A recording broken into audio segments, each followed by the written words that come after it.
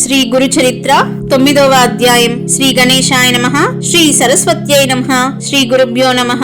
సిద్ధ సరస్వతి నామధారకునితో ఇంకా ఇలా చెప్పారు. శ్రీ పాదుల రూపంలో అవతరించిన దత్తాత్రేయ స్వామి సాక్షాత్తు భగవంతుడు, సకల తీర్థ స్వరూపుడు అయినా కూడా సాధకులకు సన్మార్గం చూపడానికి ప్రతిరోజు 3 కాలాలలోనూ కృష్ణానదికి వెళ్లి స్నానము, ఆజ్యము మొదలైన విధులన్నీ నిర్వర్తించుకుని మఠానికి తిరిగి వస్తుండేవారు. ఎవరి కృపా దృష్టి వలన భక్తులకు గంగా స్నాన ఫలం కంటే కూడా ఎక్కువ పవిత్రత, పుణ్యము కలుగుతాయో అటువంటి స్వామికి నది స్నానం వలన కలగబోయే పుణ్యం ఏముంటుంది?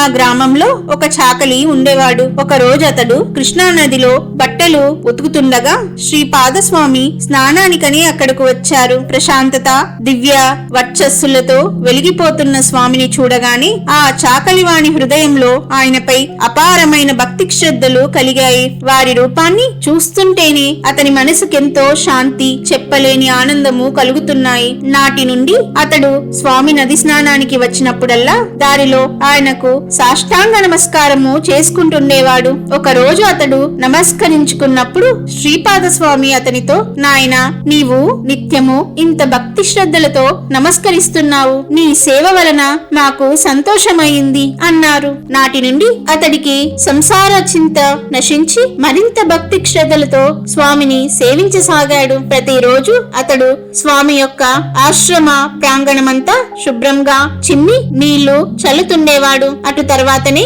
తన కులవృత్తి చేసుకోవడానికి వెళ్తుండేవాడు. ఒక వసంత ఋతువులో వైశాఖ మాసంలో ఒక రోజు స్వామి నవ్వుతూ అతనితో, ఒరే, నువ్వు రాజువై జన్మించి రాజ్యమేలుతావురా అన్నాడు. అతనికి ఆ మాటలర్థం కాలేదు. తర్వాత ఒక రోజు అతడు గుడ్డలు ఉతుక్కోడానికి నదికి వెళ్ళినప్పుడు అక్కడ సుందర యువతి జనంతో కలిసి విహారార్థమై నదికి వచ్చిన ఒక యువరాజును, అతని వెంట వైభవంగా తరలి వచ్చిన పరివారాన్ని చూచాడు. ఆ దృశ్యాన్ని చూచి అతడు సమ్మోహితుడై తాను నిరంతరం చేసుకుని నామస్మరణ మరిచి తన్మయుడై కొంతసేపు ఆ దృశ్యాన్ని చూస్తూ ఉండిపోయాడు. తర్వాత అతడు మానవ జన్మ ఎత్తాక ఇటువంటి వైభవము, సుఖము అనుభవించకపోతే జీవితమే వ్యర్థము. ఈ రాజు ఎంతటి అదృష్టవంతుడో, ఇతనికింత వైభవం రావడానికి అతడు ఎంతటి భక్తితో గురువును సేవించాడో, నాకిటువంటి వైభవం ప్రాప్తించడం కలలోని మాట అనుకున్నాడు. ఇంతలో మధ్యాహ్నమైంది.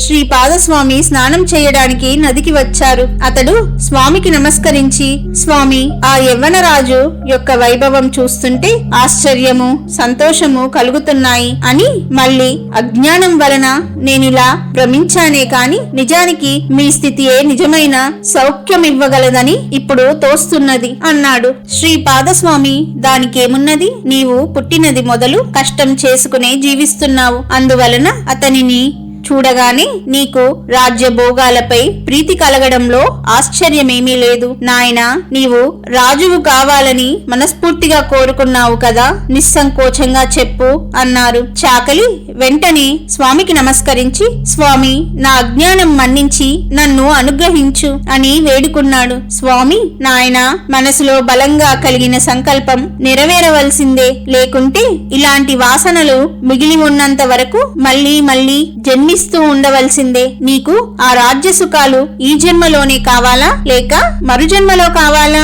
సంకోచించకుండా చెప్పు అన్నారు. అప్పుడతడు సిగ్గుతో తలవంచుకొని, ఇప్పుడు నేను ముసలివాడినయ్యాను. ఈ జన్మలో అంతటి సుఖం లభించినా తృప్తిగా అనుభవించలేను. కనుక నాకవి మరు జన్మలో లభిస్తే వాటిని ఆజన్మాంతము అనుభవించగలుగుతాను అన్నాడు. అప్పుడు స్వామి, నాయనా, ఇలాంటి కోరికలు తమోగుణం వలన కలుగుతాయి. అవి కలిగాక ఇంద్రియాలను, మనస్సును తృప్తిపరుచుకోవాలి. లేకుంటే మనసు నిర్మలమవ్వక ఎన్నో జన్మలకు కారణమవుతుంది. నీలో రాజ్యకాంక్ష, సుఖలాలస బలీయంగా ఉన్నాయి. కనుక నీవు మరు జన్మలో మృదుర దేశంలో యవ్వనరాజ వంశంలో జన్మిస్తావు అన్నారు. అది విని రజకుడు, స్వామి, మీరిచ్చిన వరం నాకిష్టమైనదే కాని వచ్చే జన్మలో నాకు రాజ్యం లభించినా నన్ను మీకు దూరం చేయవద్దు. మీ యందు దృఢభక్తి ఉండేలా అనుగ్రహించు. అప్పుడు నాకు మతద్వేష రాగద్వేషం ఉండకూడదు అని వేడుకున్నాడు. శ్రీపాదస్వామి, ఇప్పుడు నీ వెట్టి వైభవం చూచావో అట్టిదే మరుజన్మలో పొందుతావు. అప్పుడు మేము అవతరించవలసిన అవసరం వస్తుంది. అప్పుడు మేము నృసింహ సరస్వతి అనే సన్యాసి రూపంలో ఉంటాము. వృద్ధాప్యంలో నీకు మా దర్శనమవుతుంది. తక్షణమే నీకు జ్ఞానోదయం అవుతుంది. భయం లేదు, ఇక నీవు వెళ్లి రావచ్చు అని ఆశీర్వదించి ఒక వింతైన నవ్వుతో అతని వైపు చూచారు. ఆ రజకుడు అక్కడికక్కడే క్రింద పడి మరణించాడు. శ్రీపాదులు ఇలాంటి లీలలెన్నో చేసి భక్తులను అనుగ్రహిస్తూ ఇంకొంతకాలం కురుపురంలోనే ఉన్నారు. ఆయన నివాసం వలన ఆ కురుపురం ఎంతో ప్రసిద్ధికెక్కింది. ఒకప్పుడు ఆయన, నేనింతకు ముందు అంబికకు జీవితాంతము శివపూజ చేస్తే మరుజన్మలో నా వంటి పుత్రుడు కలుగుతాడని ఆశీర్వదించాను. నాతో సమానుడు మరొకడు లేడు గనుక నేనే ఆమె గర్భావాసన అవతరించి నా మాట నిలబెట్టుకోవాలి అని తలచారు. అటు తర్వాత ఒక అశ్వయుజ మాసం కృష్ణపక్ష ద్వాదశి హస్తా నక్షత్రము నాడు శ్రీపాద శ్రీ వల్లభులు కృష్ణా నదిలో మునిగి అంతర్హితులై మరొక చోట వేరొక రూపంలో అవతరించారు. అయినప్పటికీ సూక్ష్మ రూపంలో ఇక్కడే ఉన్నారని తెలిపే సంఘటనలు ఎన్నో ఉన్నాయి. భక్తి శ్రద్ధలతో కురుపురం దర్శించే వారికి ఆ స్వామి ప్రత్యక్షుడే. అందువలనే కురుపురం అంతటి శ్రేష్టమైన క్షేత్రం. శ్రీ దత్తాయ గురవే నమః. శ్రీపాద శ్రీ వల్లభాయ నమః. శ్రీ నరసింహ సరస్వత్యై నమః. గురువారం పారాయణ సమాప్తము.